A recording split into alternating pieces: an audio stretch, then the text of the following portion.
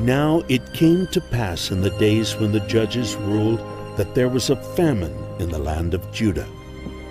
Elimelech and his wife Naomi left Bethlehem and journeyed to Moab, about a 3 or 4 day trek through the rugged mountains and arid plains surrounding the Dead Sea, and they were joined by their 2 sons, Mahlon and Chilion.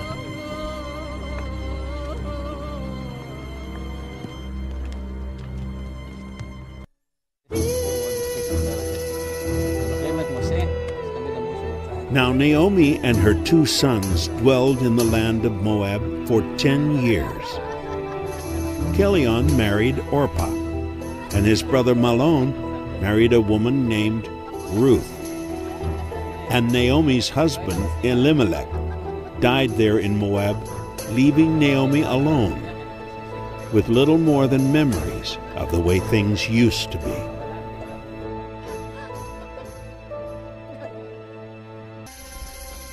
And Ruth's husband, Mahlon, died in Moab, as did Chilion, Orpah's husband. Hearing that the famine in Judah has passed, Naomi and her daughters-in-law begin their journey to Bethlehem, Judah.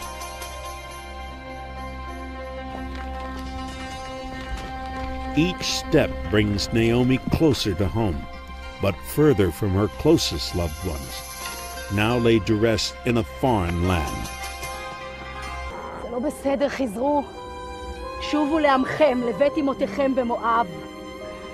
עשית אני מחסד, עם אלה שאינם עוד איתנו. אלוהים ייתן לכם מנוחה. לא. לא נחזור למואב לעולם. אנחנו נעשה את המסע הזה איתך. לארצך ולעמך. למה? אני כבר זקנה מדי. לא אוכל להוליד לכן ילדים. לא אוכל להביא לכן בנים להינשא להם. הביטי בי. אלוהים לא היטיב עמי. מגיע לכן משהו טוב יותר. שובו לביתכן.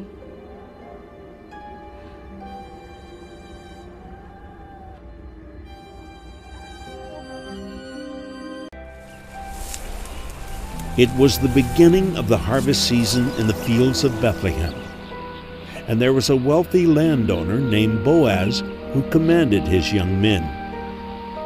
Boaz was a family member of Elimelech, Naomi's husband, who had died in Moab. This was going to be a good harvest. It was a time for diligence, knowing full well that famine could one day come again upon the land of Judah. נעמי, תני לי ואלך אל השדה ועל הקט. אולי ימצא חן בעיני אחד הקוצרים. כן, אני חושבת שכדאי. השדות שוב מלאים וזהובים, כמו בימים בהם נלקנו ללכת לשם אלימלך ואני, עם הילדים.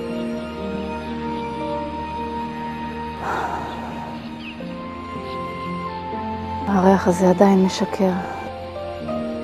כן, לכי ולקטי.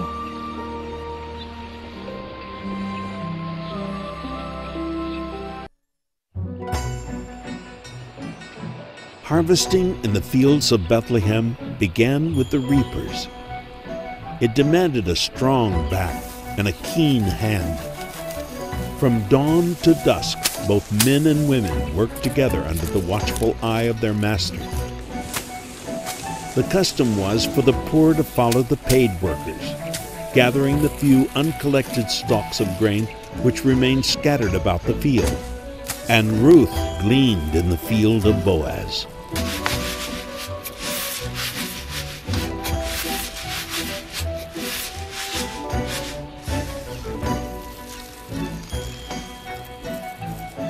יברך אותך אלוהים. תודה.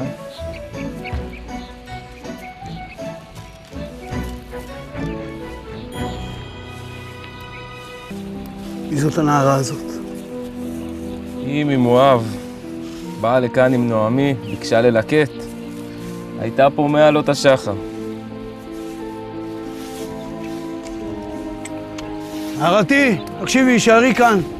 תמשיכי במעשייך, אל נא תלכי ללקוט בשדה אחר. הישארי כאן עם נער רותיי.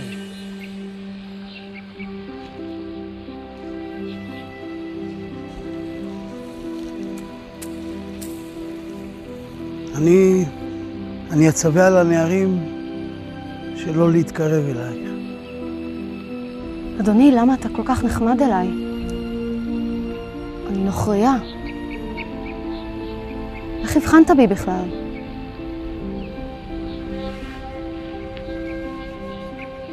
סיפרו לי על נאמנותך לנעמי. עזבת את אביך ואת אמך במואב ובאת לארץ שאינך מכירה. אני אתפלל לאדוני, אלוהי ישראל, שיברך אותך. דיברת על ליבי כמו חבר, ואני איני אלא משרתת. בואי, חלקי עמנו פת לחם.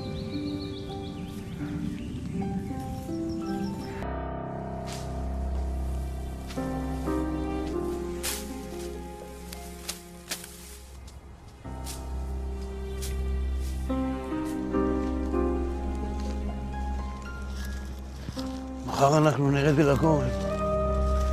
תוודא שהכל מוכן כהלכה.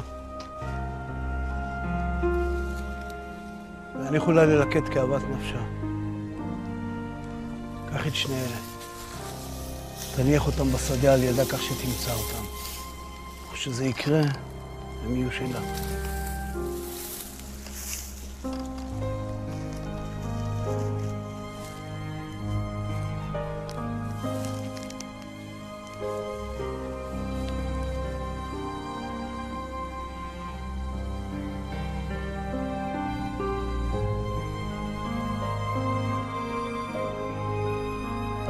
And so Ruth gleaned, gathering more than enough, and she brought some 20 liters of grain to her mother-in-law, Naomi. את צריכה בית, מקום משלך. שם תוכלי לנוח וליהנות משארית חייך. בועז יהיה הערב בגורן. אני רוצה שתפגשי אותו. אני רוצה שתלכי אל הגורן. שתקסימי אותו ביופייך. וריחך המתוק. אבל הישארי מכוסה עד שיסבע וירווה את צמאונו. כשישכב לנוח, קחי את הגלימה שלו ושכבי למרגלותיו. כל אשר תאמרי יעשה.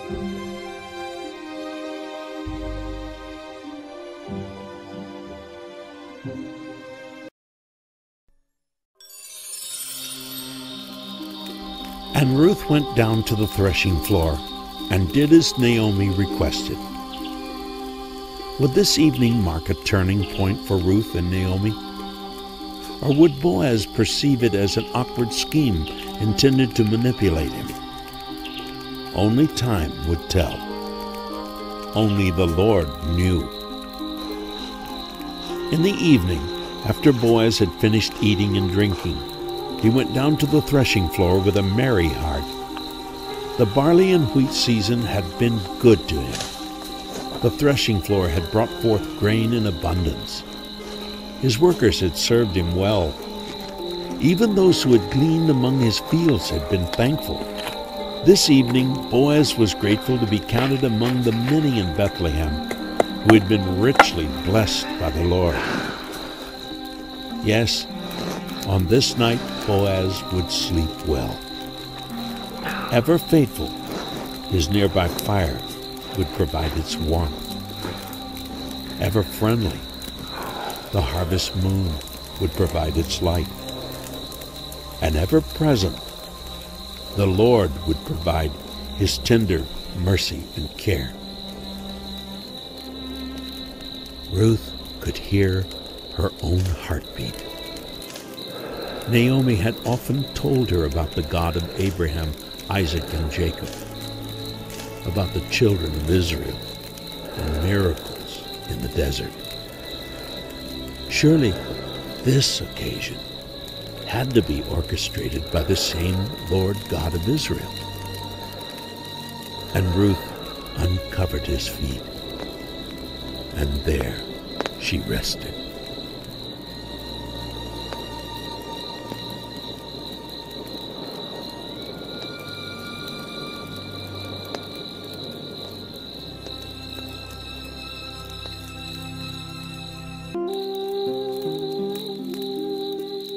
And it came to pass at midnight that Boaz was startled.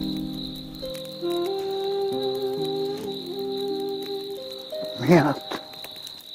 אני רות. אמתך. אתה זוכר אותי? פרוס כנפך על אמתך.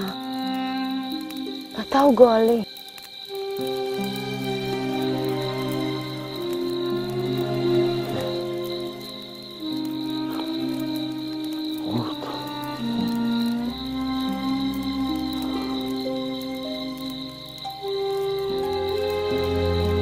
מברך אותך אלוהים ואת אישה טובה.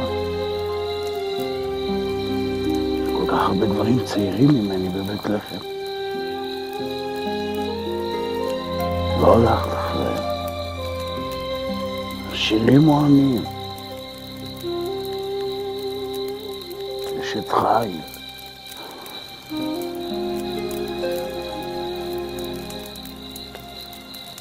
אל תפחד. אני אדאג לך.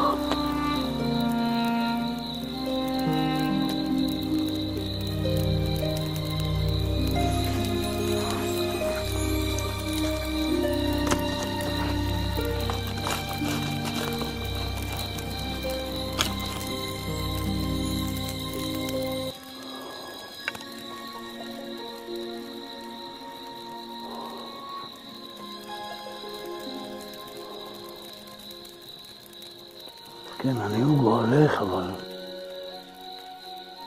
יש גואל קרוב ממני. אולי הוא ירצה לגאול אותך. אם הוא לא ירצה, אני אגאל אותך. מבטיח לאחי אדוני.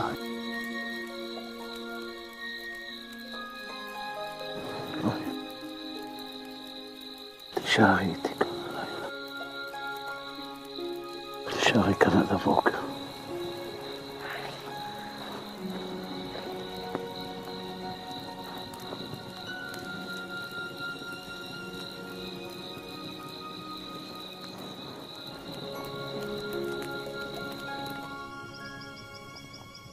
And Ruth lay at his feet until morning, arising early, lest she be recognized.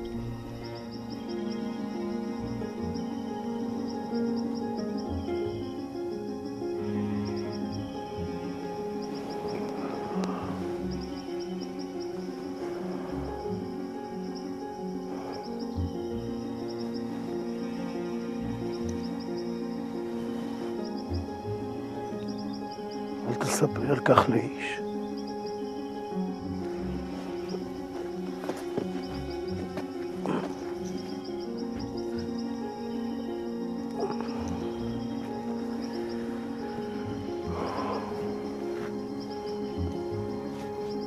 בואי, תני לי את הצעיף שלך.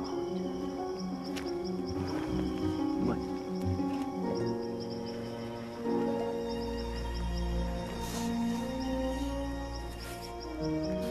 And Boaz measured out 6 measures of grain and gave it unto Ruth, telling her to bring it home to Naomi.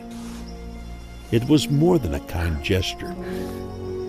It was proof that Boaz was concerned about Naomi's welfare and that he cared deeply for Ruth. קחי לך את זה.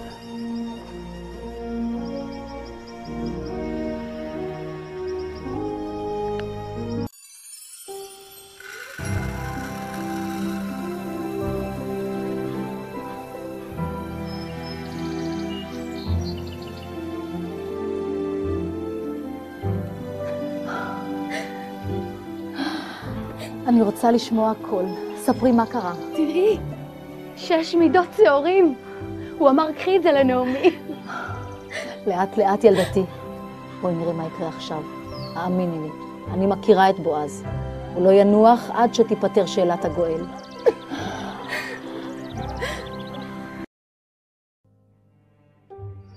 So Boaz went to the gate of the city, a common meeting place for those living in Bethlehem.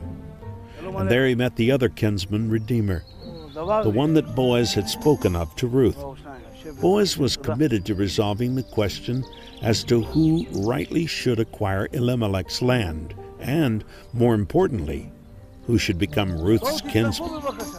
In his heart, he cared for Ruth, but according to the custom of the day, he could not pursue her as he was not the closest living relative of Elimelech. His heart's desire could wither away here at the city gate. An important meeting such as this deserved a proper hearing by Bethlehem's most respected elders. None of them knew it, but they were about to witness a decision which would affect the future of all Israel. Boaz's good standing in the community couldn't help him here, nor could his wealth. It was all in the hands of the Lord. נעמי, שחזרה מארץ מואב, רוצה למכור את חלקת האדמה של אלימלך, אחינו. אני מציע שתקנה אותה. גאל אותה למען עניי הזקנים, היום. אתה הגואל הראשון, אני... אחריך אני. אלימלך היה תמיד איש טוב. אדמתו הייתה עשירה ופוריה, כן. אני אגאל אותה. רק חשוב שתדע שברגע שאתה קונה את האדמה של נעמי, אתה קונה גם את רות, המואביה, אלמנתו של מחלון. מחלון היה בנה של נעמי, והשם שלו יישאר תמיד, לנצח, עם האדמה. אני לא יכול לרכוש את האדמה, זה יפגע באדמתי. אני מציע אתה תרכוש את האדמה, אתה תגאל אותה, גם את האדמה וגם את רות. היום הזה כולכם עדיי, שקניתי את כל אשר לנעמי, שקניתי את כל אשר למחלון וכיליון, רות, אשר הייתה אשתו של מחלון, כעת היא חיה. ומהיום ואילך, כולנו נזכור את מחלון ואדמתו.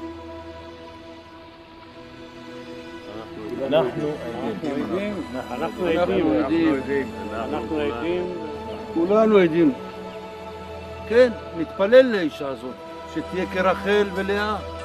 תעשה לך משפחה גדולה, ותהיה לך כבוד גדול בכל בית לחם. כן, יהיה כך.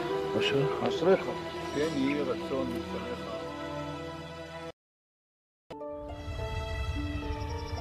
Naomi's life has completely changed. Once overcome by despair at the loss of her husband and 2 sons, she's found new hope in the birth of Ruth's son. And the women of Bethlehem are equally delighted. יבורך האל שנתן לך גואל. אנו מתפללות ששמו גדול יהיה בישראל. תודה, בורכתי.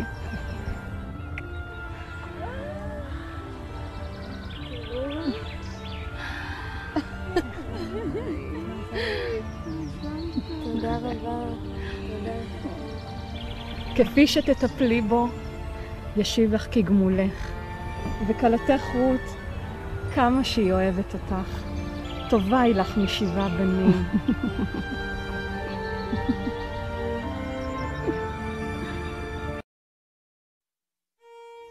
There's reason for celebration here at the city's gate. A once tragic story has miraculously turned for the good. Heartbroken at the loss of her family while in Moab, Naomi has returned with her daughter-in-law Ruth and become a vital chapter in a love story for the ages. Ruth, ever faithful to Naomi and the God of Israel, has gained a loving redeemer in Boaz. And now, on a little road in Bethlehem of Judah, they rejoice over the son of Ruth and Boaz. And they named the child Obed, meaning servant of God. Obed would become the father of Jesse, and Jesse would become the father of David, king of all Israel. Rejoice they should, and it's just begun here in this little town of